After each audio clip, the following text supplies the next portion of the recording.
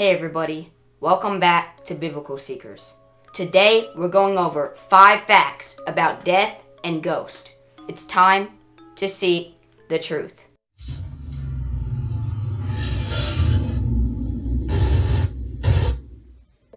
Okay, let's get started. Fact number 1. Dead people do not become ghosts. A lot of people think when you die, you come back as a ghost, or perhaps even haunt your old house. But what does the Bible say about that? Well, let's take a look at Job chapter 7, verse 9 through 10.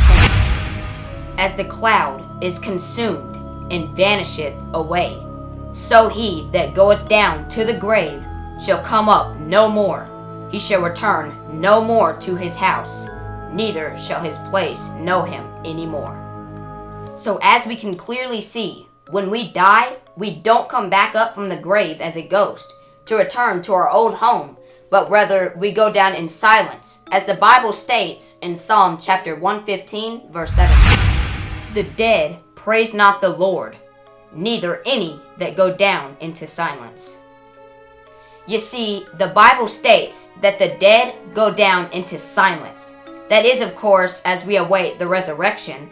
And the Bible describes 2 resurrections in John chapter 5, verse 28 through 29, which reads, Marvel not at this, for the hour is coming, in the which that all are in the graves shall hear his voice, and shall come forth, they that have done good unto the resurrection of life, and they that have done evil unto the resurrection of damnation. So here we can see when the dead are called out of their graves, and that those who have done good will receive the resurrection of life, and those that have done evil will receive the resurrection of damnation. Fact number 2. Our souls are not immortal. Some people believe that our souls leave our body after death and continue to live on as if their souls are immortal, but it is not true. Here, let's read in Ezekiel chapter 18, verse 4.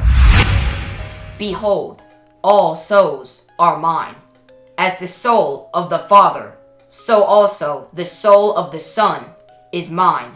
The soul that sinneth, it shall die. So as you can see, souls do not have immortality, for the soul of the sinner shall die. Believers also gain immortality when we receive our glorified bodies at the second coming of Jesus Christ. Here, let's take a look at 1 Corinthians chapter 15, verse 51 through 53. Behold, I shew you a mystery. We shall not all sleep, but we shall be changed. A moment, in the twinkling of an eye, at the last trump, for the trumpet shall sound, and the dead shall be raised incorruptible, and we shall be changed. For this corruptible must be put on incorruption, and this mortal must put on immortality.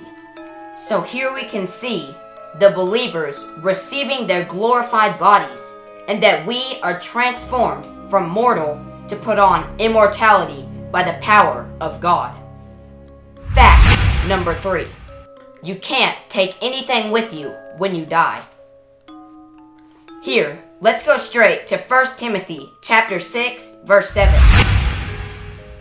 For we brought nothing into this world, and it is certain we can carry nothing out.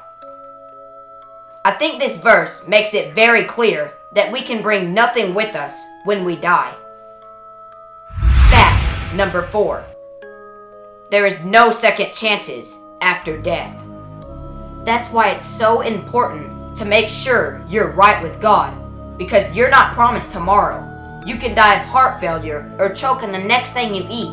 And once you die, there are no second chances. Here, let's look in Hebrews chapter 9, verse 27. And as it is appointed unto men once to die, but after this, the judgment. So it clearly says after you die is the judgment. There is no second chances. Fact number 5. The dead do not hear you.